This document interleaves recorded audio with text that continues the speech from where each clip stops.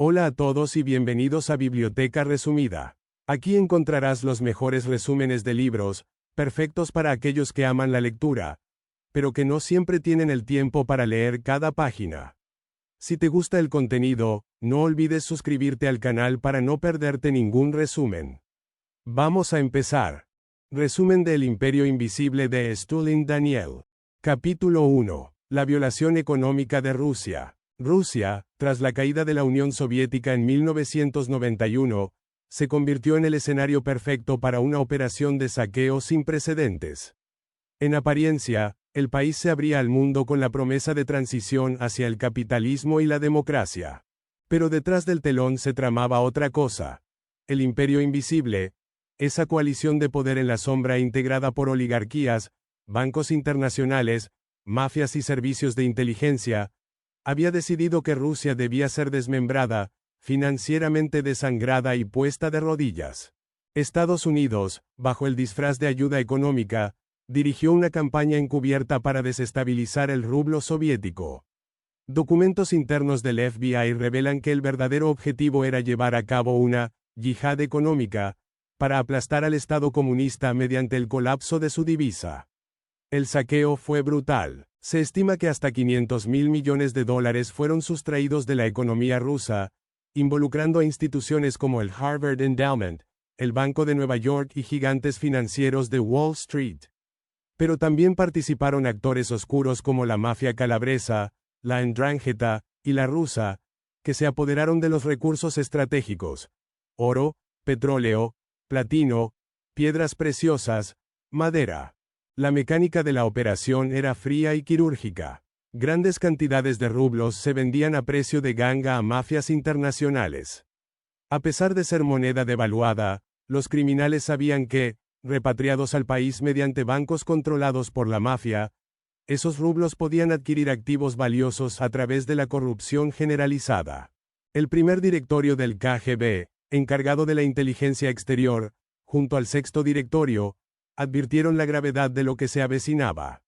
Sin embargo, las estructuras internas del Partido Comunista estaban demasiado implicadas en el proceso como para revertirlo.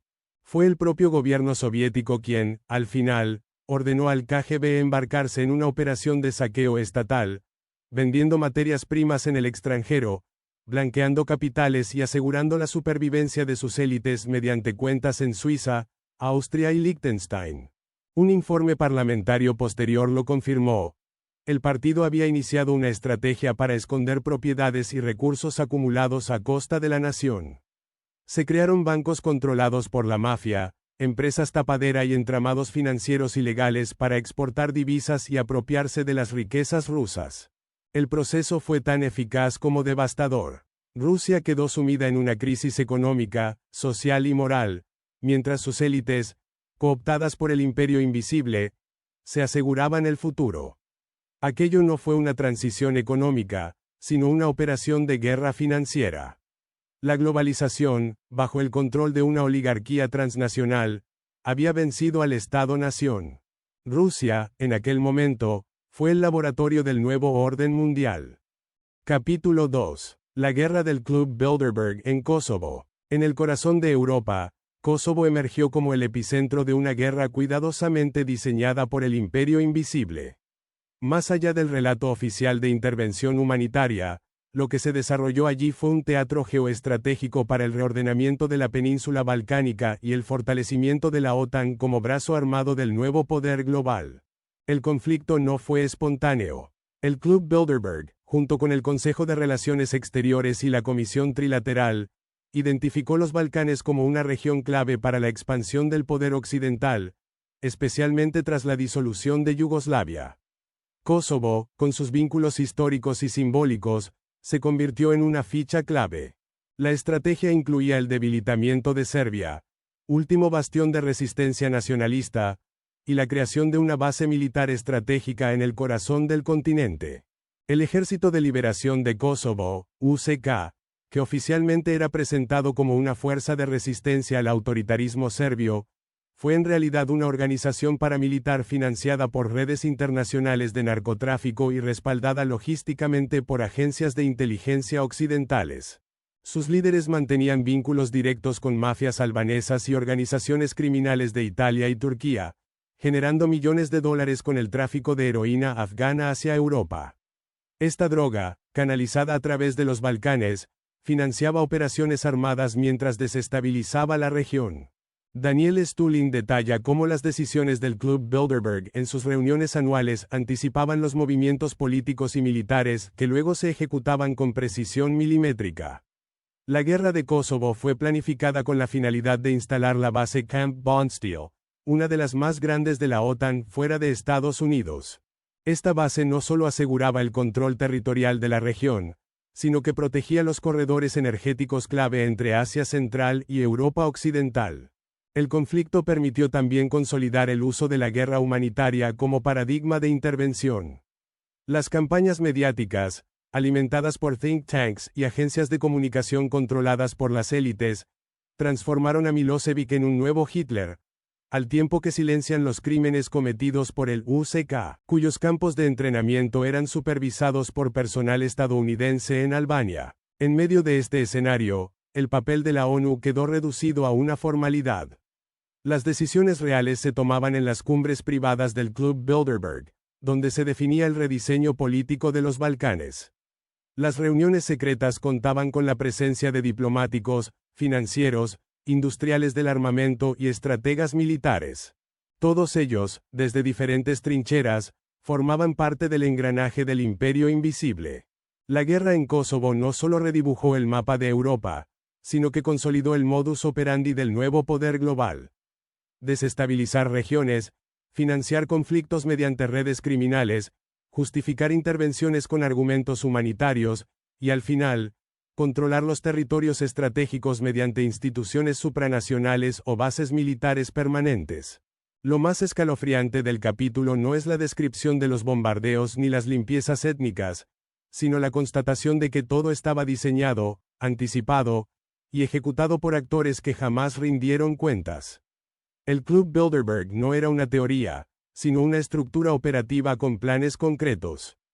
Kosovo fue, para Stulin, la prueba irrefutable de su existencia y su poder.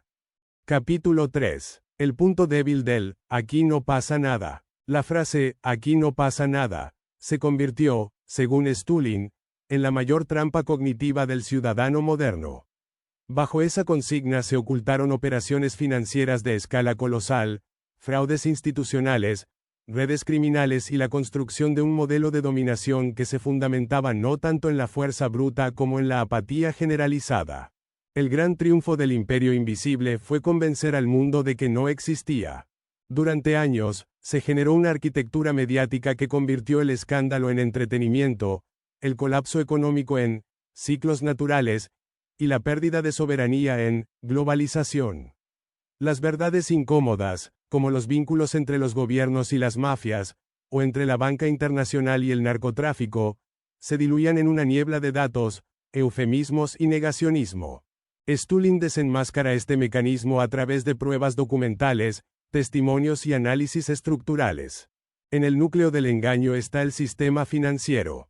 Wall Street, el Banco Mundial, el FMI y los bancos centrales no actúan como instituciones independientes, sino como brazos ejecutores del imperio invisible. Desde las privatizaciones fraudulentas en América Latina hasta el colapso inducido de las economías asiáticas en los años 90, el patrón se repite. Primero se infla una burbuja artificial, luego se deja estallar, y finalmente se compran activos a precios irrisorios. Stulin cita como ejemplo el modelo del blanqueo de dinero a escala planetaria, en el que los beneficios del narcotráfico, protegido por servicios secretos occidentales, eran canalizados hacia bancos prestigiosos de Londres, Nueva York, Ginebra y Luxemburgo. Las empresas que recibían ese capital eran luego utilizadas para financiar campañas políticas, adquirir medios de comunicación o promover legislación favorable. Pero el punto débil del «aquí no pasa nada» está en el ciudadano mismo. La gente quiere creer en la estabilidad, aunque sea ilusoria. La negación activa es más poderosa que cualquier dictadura. Y es ahí donde Stulin lanza su advertencia. Si el público no rompe esa ilusión, si no reconoce que las estructuras democráticas han sido infiltradas por una élite transnacional, entonces no habrá resistencia posible. Este capítulo es un manifiesto, un llamado a la alfabetización política, económica y mediática. No es solo una denuncia de los crímenes del imperio invisible, sino un análisis psicológico de cómo se logra la sumisión voluntaria. Se gobierna más eficazmente a quienes no saben que están siendo gobernados. Capítulo 4. El mercader de la muerte. Detrás del rostro amable de un comerciante de armas se esconde el engranaje más oscuro del sistema, la violencia controlada y mercantilizada. El personaje central de este capítulo es Victor Bout, apodado por la prensa occidental como el mercader de la muerte. Su historia es un punto de entrada para comprender cómo las guerras, el tráfico de armas y las redes criminales son orquestadas desde las sombras por intereses financieros y políticos de escala global. Bout no es un villano de caricatura. Es descrito por Stulin como un hombre inteligente, metódico, sin afiliación ideológica visible, que construyó su fortuna tras el colapso de la Unión Soviética. Aprovechó el caos para comprar flotas de aviones de carga y establecer rutas aéreas que transportaban armas a zonas de conflicto en África, Asia y Oriente Medio. Algunas de sus operaciones se realizaban incluso en regiones bajo embargo internacional. Stulin no se limita a retratar a Bout como un simple traficante. Lo sitúa como una figura clave dentro de una red más amplia, donde las agencias de inteligencia, los bancos internacionales y los gobiernos occidentales utilizan a intermediarios como él para ejecutar operaciones que no pueden aparecer en los informes oficiales. Bout era útil. Sabía mover material militar desde depósitos soviéticos hasta destinos donde la guerra necesitaba ser alimentada. La historia se vuelve más inquietante cuando se revela que Bout, en ocasiones, transportaba cargamentos para Naciones Unidas y agencias humanitarias. La misma avioneta que un día llevaba fusiles AK-47 al Congo, al siguiente repartía medicinas en Darfur. La hipocresía institucional alcanzaba su clímax. La ONU, los gobiernos que lo perseguían y los que lo utilizaban eran a veces los mismos. La detención de Bout en Tailandia no es el final, sino el síntoma de que ciertas piezas deben sacrificarse cuando ya no son funcionales. La presión de Estados Unidos para extraditarlo y juzgarlo no obedecía al interés por hacer justicia, sino a un cálculo de riesgo. Bout sabía demasiado. Stulin incluye en este capítulo una entrevista exclusiva con funcionarios tailandeses y fragmentos de expedientes judiciales que revelan cómo el mercado de la muerte está institucionalizado. Compañías fantasmas, vuelos sin registro, documentos alterados y funcionarios sobornados configuran el mapa invisible por donde se mueven las armas y el poder. Bout fue, durante años, el engranaje perfecto. Un operador sin patria, sin bandera, cuya lealtad no era a ningún país, sino al flujo del dinero. Representa el nuevo modelo del contratista global, híbrido entre espía, empresario y mercenario. Al final del capítulo, Stulin no deja dudas. Victor Bout es solo una cara visible de un sistema invisible. Si cayó, no fue por sus crímenes, sino porque rompió las reglas del juego no escrito.